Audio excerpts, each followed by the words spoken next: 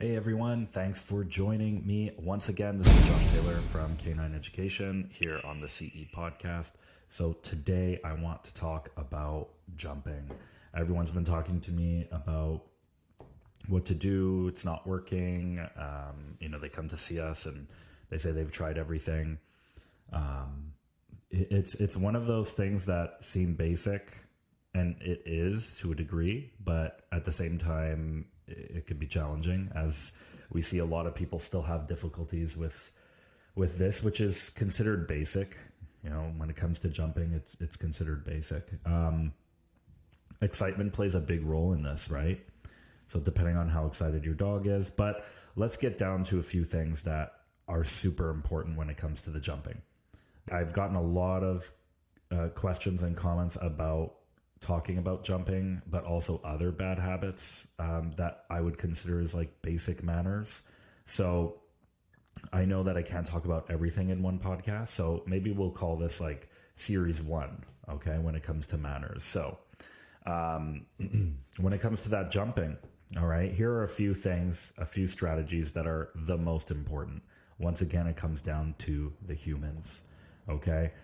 We want to make sure that when we are having guests over, that they actually listen to. You know what I'm talking about. And we all have one. And, I'm no hate, okay? I have family members too who just don't listen to direction. Nonetheless, they're so lovable and they just want to spread their love. They see our dog and they're just infatuated, and it's like, that high-pitched scream, and they just have to say hello in the worst way possible. Okay. But it's like grandma and grandpa picking up your kids and loading them with candy and spoiling them, and then they come home and it's like, why don't I get that same treatment? Well, so at least that's what my parents do with my kids. Okay. So to get back to that, when you do have your guests over, it's so important that you ask them to completely ignore your dog. Okay. We're not trying to be mean. We're just trying to get our pup to not get too excited. Our dog is already going to get excited the moment that they walk in the door. We want to just try and make that process a little bit easier to manage. Okay. So they come in, they're ignoring our dog.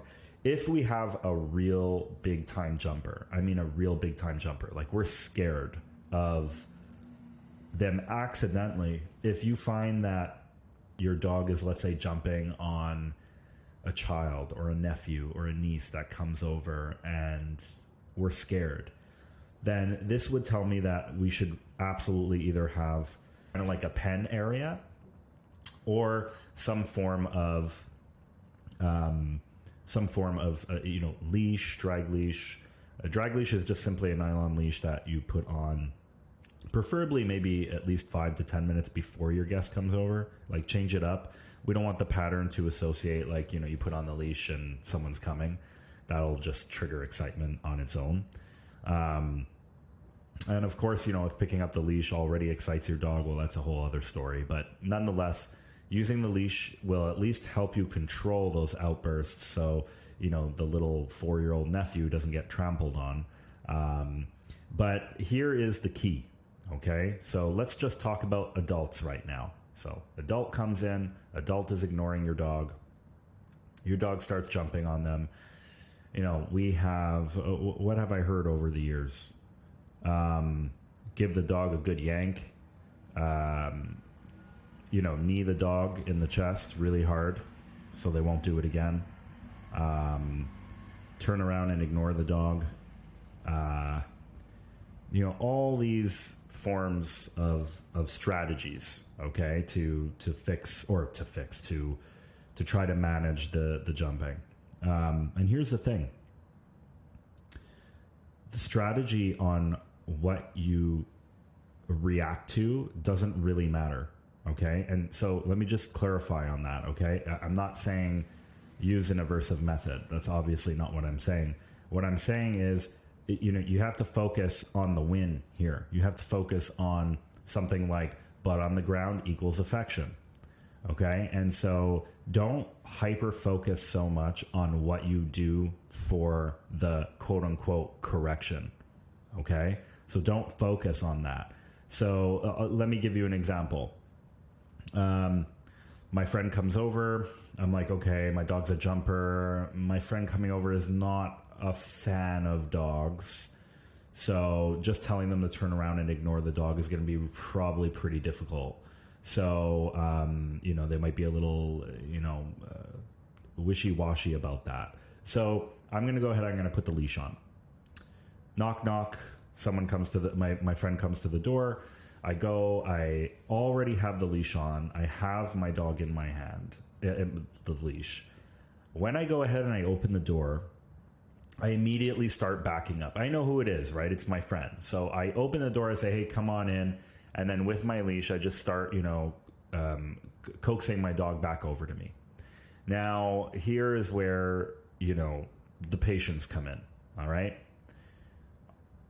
Our person is standing at the door. They're like, oh my gosh, your dog is so excited, yada, yada, yada. So we want to basically hold this position for at least 2 hours, okay? No, I'm kidding, all right? It's my all-time joke. Anyone that knows me, who takes my training courses, I at least throw one of those in the package. So I had to say it.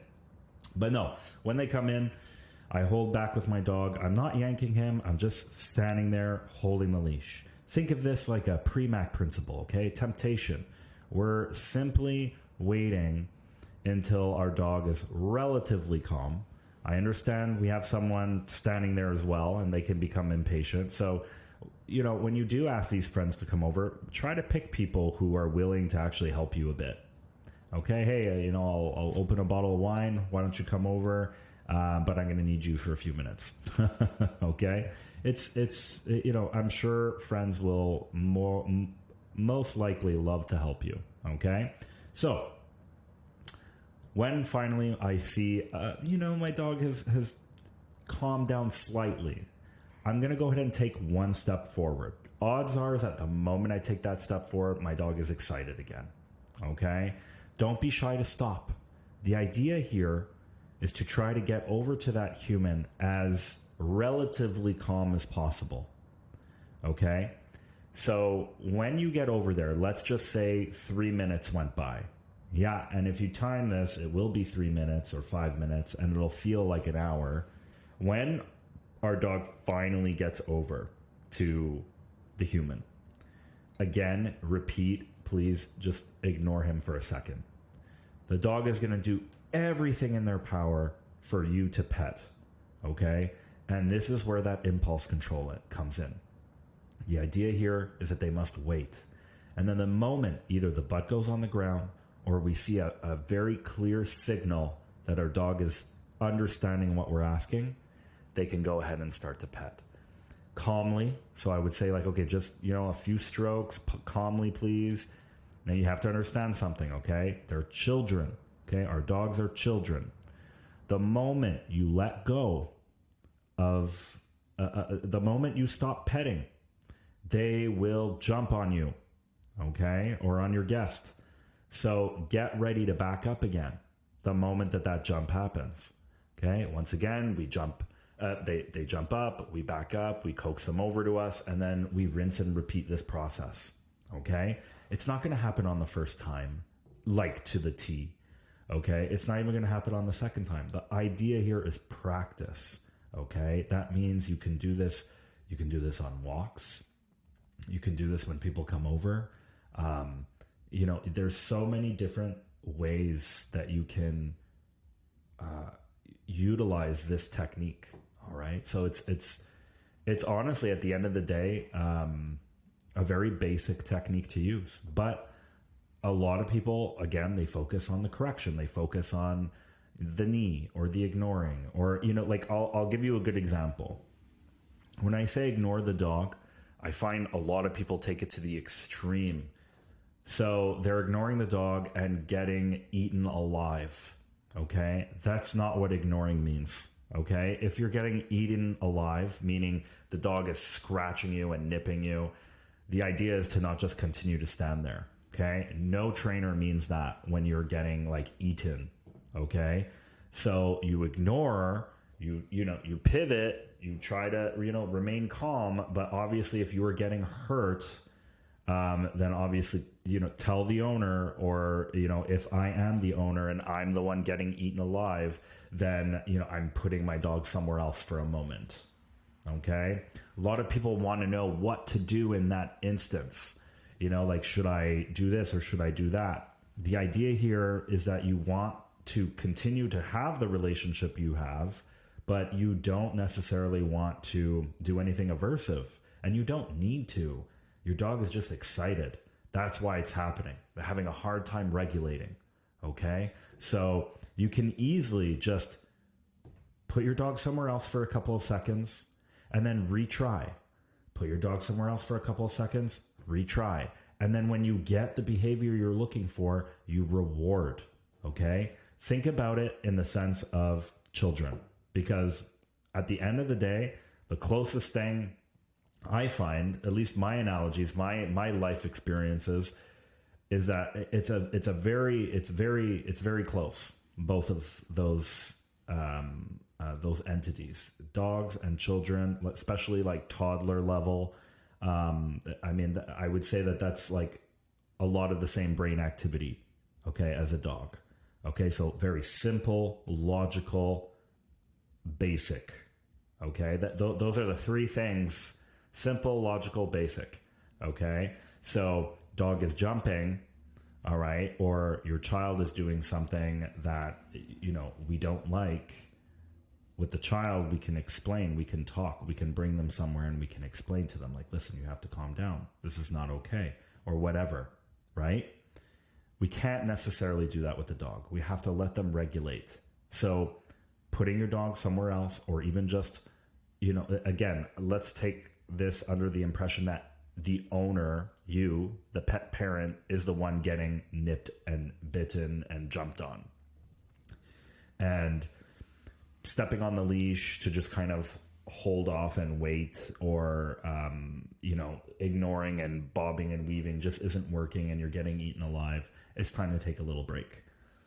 After this break, you're going to go ahead, you're going to get your dog, you're going to put them back in the same situation. So whatever that was, why was your dog so excited? Is it because he said hi, or whatever? Whatever it was, you're going to recreate that scenario.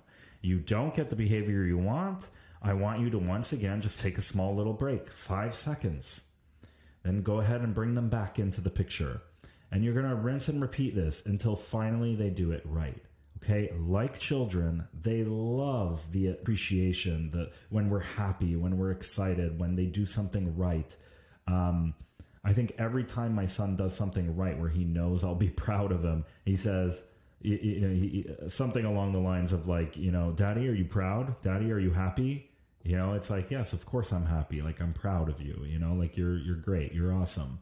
So they are a lot like this. And it's pretty clear, don't you think? I mean, seriously, if you look at your dog, if your dog does something and they don't look at you with that, like, I did it, right? And they're not, then there's something missing. The link, the relationship between the two of you is missing. Okay. Anyone who has a relationship out there with their dog, they know what I'm talking about. The dog does something that you've been working on, and they kind of give you that face like, look, I did it.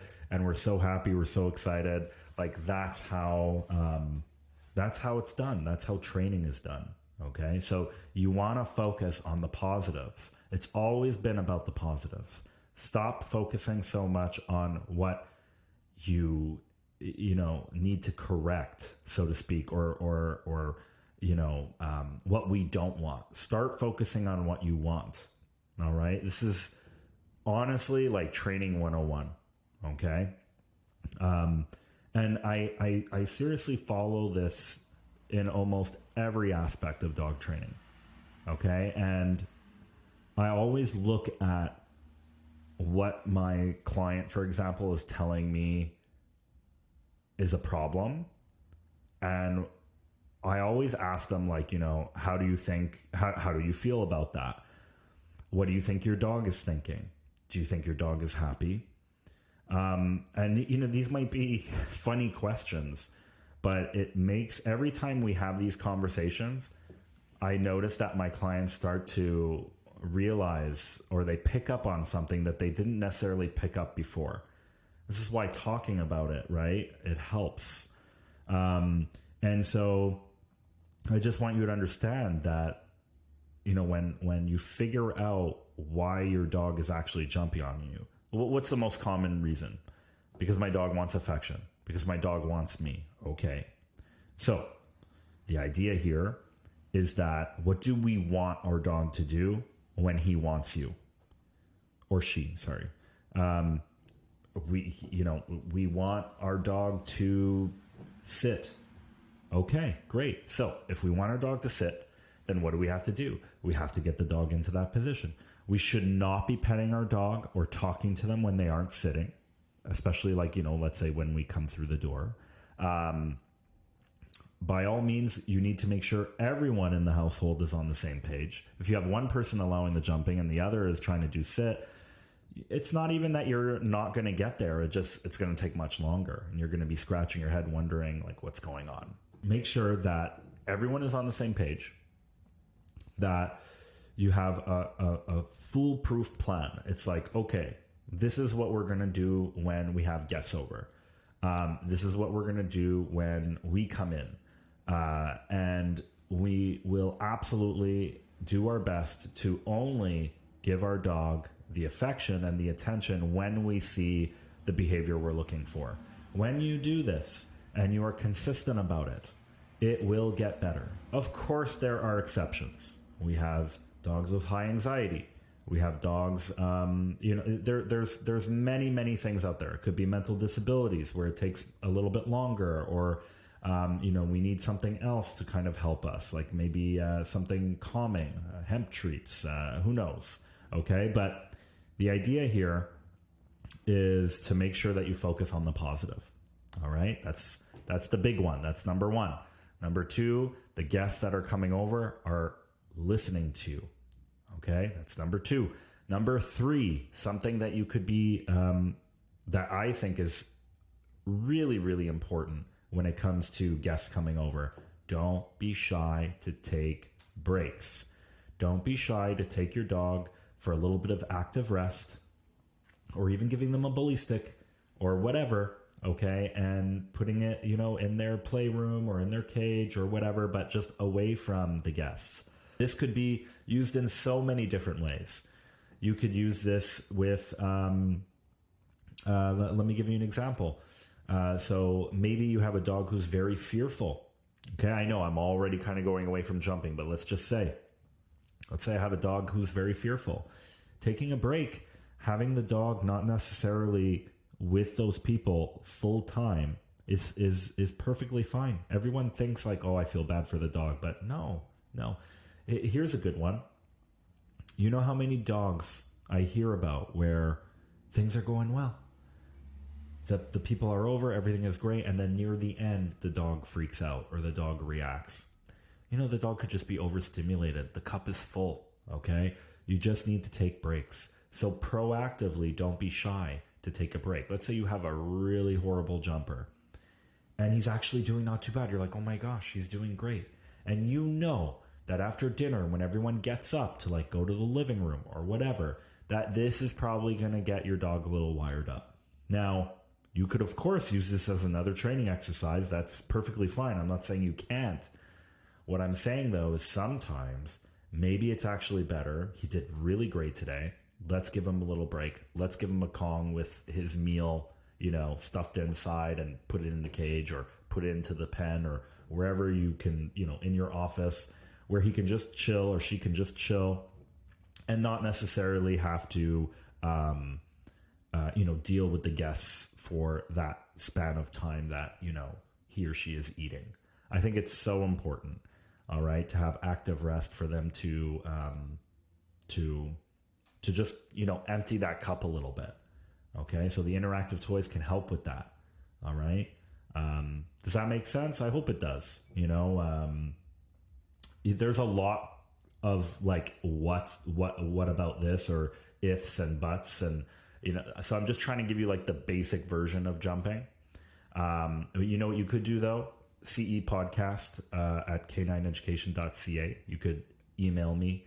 And if you have like specific jumping questions, then maybe when we make a jumping 2.0, or we get into other things in the manners editions, I could just kind of start off by what the questions were from our last manners edition. Okay, so we're gonna call this jumping manners edition, I guess, or something along those lines. And throughout the year of the podcast, we're going to have different type of manner edition podcasts come out, depending on, what you want to hear. Okay. So I hope you enjoyed that. I thought it was a fun little podcast, especially when I get that question probably more often than not. Even though I do deal with a lot more fear and aggression, I still do get a lot about the common jump. And so, yeah. So let me know what you think, okay? And please, if you haven't yet, please rate me and the podcast. It helps us so much. And please, feedback is so important. I want to get better, and hopefully I help anyone who's listening out there. All right. Well, thank you so much. Josh Taylor here from CE Podcast, and thank you so much once again for tuning in. I really couldn't do this without you. I love what I do. I love spreading knowledge, and you out there, you're awesome. All right. Thanks a lot. Ciao.